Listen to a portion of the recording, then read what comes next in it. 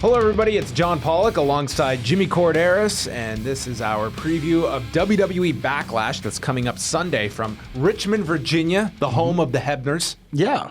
Earl Both and Earl and Dave. Dave, my mentors, yes. I don't think they will be in attendance on Sunday. You never know. They might be. They need bodies on this show, Jimmy. And if contracts didn't exist, I think maybe Earl would be getting the call to You never maybe know. come in. Or at least Baby Hebner, anyways. There you have it. Yeah. This is the first brand split pay-per-view of the new brand split era. This Jimmy Korderas, a veteran of the original slew of SmackDown-only pay-per-views. As we look at this card, Jimmy, I think that this is really, it does shine a light kind of on the depth. Because we have a 3-hour pay-per-view preceded by a 1-hour kickoff show. And at this time, we've got 6 matches announced, one of which is going to be a tag match with the Usos against the Hype Brothers. And the winner will have to do double duty, taking on Heath, Slater, and Rhyno. I don't know what they're necessarily going to fill the rest of this card with, or if guys are just going to have an extremely long amount of time for these matches. But this seems to me a very long amount of time for a show that doesn't need 4 hours. It's interesting because when the brand split originally occurred, this new brand split, the question mark was the depth on both rosters. And from a television standpoint, from a Monday night and Tuesday night standpoint, especially for SmackDown, I'll go with SmackDown since this is a SmackDown-specific pay-per-view, their Tuesday night show, SmackDown, hasn't really suffered from a lack of depth too much. Their show has actually been pretty good, but that's a 2-hour show. Mm-hmm. Now you're moving into the pay-per-view where there's, I'm assuming less talking segments, less promos, less in-ring promos. Maybe they're going to fill some time with some stuff like that. I hope they don't. I hope it focuses more on the wrestling. But like you said, John, it does accentuate the lack of depth right now, at least anyways, on the SmackDown side. I think the Raw side is a little deeper. Yeah, and when you look at the loose parts that you can, put together some makeshift matches for, I mean, Apollo Crews is certainly available, Baron Corbin, Tyler Breeze and Fandango. And I think it's going to be all hands on deck on Sunday because this is 4 hours and it's commercial free. That poor panel on Sunday may have to go the full hour just chatting for an hour about these matches that are announced or not announced yet. Right. This is going to be an interesting test for a SmackDown only pay-per-view because this is where you really are kind of forced to look at that depth. And we were discussing before the show that in a few weeks, we've got the Cruiserweight division that will start on Raw. And when you see these shows, I mean, this to me is something where, yes, you want to have certain identities to both shows, but to me, it would really benefit both if the Cruiserweights were maybe not brand specific. You could offer guys more spots and create them amongst the two shows because God knows that this Sunday show could use a few of those Cruiserweight matches, and we're going to see this again next month with No Mercy as well, where you have to fill out the 4 hours of content on a Sunday night once a month. Right, and I understand the logic behind it, putting the Cruiserweights on Monday night because you have that extra hour of content that you could fill with the Cruiserweights, but by the same token, yeah, like you said, John, I like the idea of splitting them up and putting them on both brands, and that way you give more talent an opportunity to display themselves. And if you want to get the Cruiserweight division, so to speak, more exposure, you got to give them more television time, and you got to get the audience educated into that brand, which is like the tournament has been. It's not necessarily all high flying. It's just a different mindset, and you can re-educate your audience and the hardcore guys, they know what it's all about. They already do. You've already got those guys. You try to re-educate the casual fans, and we keep talking about casual fans, and I know the hardcore guys are like, who cares about the casual fans? Well, they're the part of the paying public, and they're the target audience. Those are the guys you're trying to attract in. They've already got you. You're already buying in. So. And I would argue it's harder now than ever to attract that audience because of just the sheer volume, to try and follow this like you would any other television show. As we look ahead to Sunday, what have been your overall assessments? We've now had a month and a half of the brand split. Where is SmackDown? The good, the bad, what have you liked? What could be improved upon? Where are your thoughts heading into this first pay-per-view? Well, for the most part, what I like about SmackDown since the brand split is the flow of the show. It just seems to flow a little better than Raw. It has better continuity.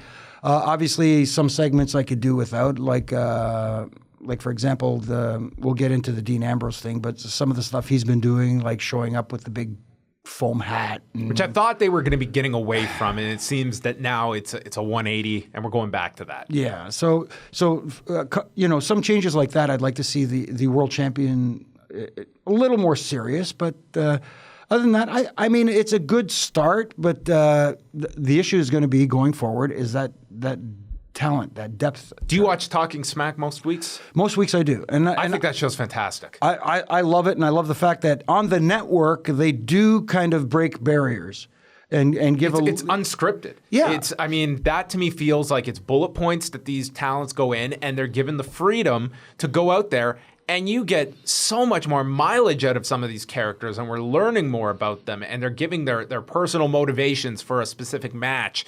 And they did that great angle weeks ago with The Miz and Daniel Bryan. Yep. I think that there's just an opportunity for a lot of these talents where they're very restricted. And I mean, Dolph Ziggler largely called it out on this week's show about Apollo Crews as they're talking about his backstory and him saying, if you just watch the show, all you know is this guy smiles and flips, which is not an exaggeration. That's all you know about him. Exactly. And I'm glad you mentioned Dolph Ziggler because as well as the Miz Daniel Bryan thing came off a couple of weeks ago, I thought Ziggler was fantastic this past week explaining what he wants to, how he wants to be perceived, how he wants his legacy to be. He doesn't want to be just known as a good wrestler. He wants to be, the man. Which the dreaded a good hand label. The good hand guy. We need to get somebody over, so we'll put him with Dolph. Let's start actually there with The Miz and Dolph Ziggler, because I think The Miz has really turned a corner, and the Bryan segment was a big part of that. I hope they keep kind of that edge to The Miz, and he's less of kind of the goofy stereotype that has been prevalent throughout WWE, and being a somewhat serious heel, which they need on SmackDown. And conversely with Dolph Ziggler, I think the turn is very much being telegraphed, and him constantly stating on commentary this week, I have to win this or else I'm really going to have to reassess things. I think that's where you have to go with Ziggler, because we are right back to the exact same build that we had for SummerSlam. This is the biggest match of my life. I have to win. I have to win. And he lost without any controversy to Ambrose. And I think The Miz has to retain this Sunday, and you flip Ziggler. I like that scenario, and I like what I would like to see from Ziggler, though, is not only lose the match against The Miz, because like you said, The Miz this has been the best work. His pairing with Maurice, his wife now, she's added a lot. Yeah, really added a lot. And what I'd like to see from Ziggler in a loss is go to a different place, and we see a different Ziggler than what we've seen before, as opposed to the guy who comes out and says, I'm going to be the guy that steals the show. I'm going to be the best thing you see on the card. And whether it's 30 seconds or 30 minutes, I'm going to maximize my opportunities. I want to see it become... I'm going to rob you of the show from now on. Yeah, this is going to be he goes into a deep, dark place, and he doesn't wrestle anymore because we know he's like, technically sound. He becomes like a nasty villain, a guy who just beats people up, and he's got that background. I mean, he's got the shooter background. I mean, let him use it. Let him just tie people up. Let him beat the piss out of people for a while, and just be this dark. Dye his hair, get it from blonde to black. I mean, do something drastic. Yeah, I think that's the direction you should go with Dolph Ziggler at this point. In the main event, we have Dean Ambrose and AJ Styles.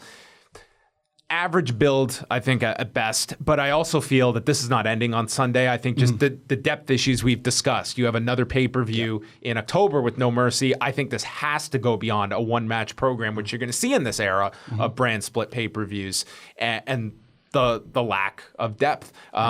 Should be a good match, but Dean Ambrose, to me, he's cooled off to me, and I think he's been largely dealing with this ever since WrestleMania, and that same kind of build-up where the audience got behind him. It was a very one-sided match with Brock Lesnar, and he came out of it with very little momentum, and they've been working backwards. They put the title on him almost as a way to rehabilitate him, and that's a very difficult formula when the guy is maybe not over at the level a champion needs to be. And I think he's had some good moments on SmackDown. He did that great promo with Dolph Ziggler over a month ago. But yeah, they're playing around with the comedy and stuff. And to me, I would cancel all of that out for this guy because he needs that help right now. I totally agree. And it's almost like you said, the term working from underneath. And that's how his championship reign has been so far. And it's very interesting because on SmackDown this week, he had that promo segment with AJ Styles. And AJ Styles, bragging about how, he beat John Cena and you're no John Cena. And Dean Ambrose said, "You're darn right, I'm not." But in a way, and people are gonna look at me like I'm daft here, but in a way, yes, you are, because when you do the comedy bit, that's not the Dean Ambrose we want to see. And when John Cena does his comedy stuff, everybody's like, I don't want to see that John Cena. But when Dean Ambrose gets into serious mode, like he did with Dolph Ziggler, like he did this week at the end of that promo segment when he got serious, that's the Dolph Ziggler people want to see. And when John Cena does that, everybody says, that's the John Cena we want to see when he gets serious and when he speaks with passion and from the heart. So Dean, in a way, yes, you are John Cena. Maybe not in your ring style, but in your presentation right now, yes. He's unfortunately in this mold that I think has been a byproduct of how The Rock got over was the fact that this was a guy that you could give any material to and he would make it entertaining. Mm-hmm. And instead of looking at The Rock as an anomaly who could do this, it became, well, this is what a top guy should have, that range, that should be able to pull off comedy. And it continued with Cena. And Cena was hit and miss. And Dean Ambrose, I think, to me, it's the biggest detriment to him is forcing this comedy on him, which to me, it only takes away from this guy. So for this match, I think they're going to get lots of time. Yeah. I don't know if you necessarily do kind of some kind of non-finish, but I think you have to leave it open-ended to come back with this rematch a month later, and AJ either has him right on the brink of defeat, something like that, where there is some controversy coming out of this. I agree. I think Dean Ambrose comes out of this still with the title intact. Eventually down the road, I see a value in AJ Styles as your WWE heavyweight champion. Sure. And maybe that to me would be a program I would want to have for when Cena's ready to come back. Exactly. That's exactly where I was going, because now you have the ready built program with John Cena, which could lead to maybe their WrestleMania match if it isn't Cena and somebody else. And I love what they've done just with the armband. Mm-hmm. Every week you have the reminder. That is always where they're going to go back. And compare that, Jimmy, to where we complained about how they did nothing after Alberto Del Rio beat John Cena. Right. There was no reminder. It was like this was a waste of a John Cena loss. And instead, this is the opposite, where they are maximizing it. The face that runs the place, every single promo, every appearance by AJ Styles, it's a reminder of this win over John Cena and maximizing something rare, which is a John Cena clean loss. Mm-hmm. I agree. We also have titles that will be distributed on Sunday night. Let's start with the tag titles. Heath, Slater, and Rhyno will take on, let's just cut to the chase, they'll be taking on the Usos. Yep. I feel the Usos win this one. I think for the heel turn, and then eventually American Alpha comes back for the feud. Am I wrong here? Could Slater and Rhyno get the titles and a contract for Heath? I mean, it could happen, but I would rather see I like the new attitude from the Usos, and I like they needed a top heel team on SmackDown. It wasn't going to be the Vaudevillains, and it wasn't going to be the Ascension. Right, and guilty as they said by association with Roman Reigns. I think it works out perfectly that the Usos be the heel. Maybe that'll be their new name. Yeah, GBA. Guilty by association. I like that. Or grab a hold. No, or at least their finish, maybe. Yeah. Double Superman punches. But I like that, and it also leads to more. Because I've been finding it entertaining with the Heath Slater trying to get a contract on either brand to purchase his double wide, which I'm entertained by it. I think it's hilarious. This is one of the standouts on this show. Exactly, and you look back at all the stuff he's done in the past, whether it was Nexus or whoever, and then the three-man band. Heath Slater has finally found his niche, and as much as you'd like it to come to a conclusion sooner or later, hey, I'm cool with this continuing a little further, and I'm cool with the Usos as the heel tag team, as the inaugural SmackDown tag team champs.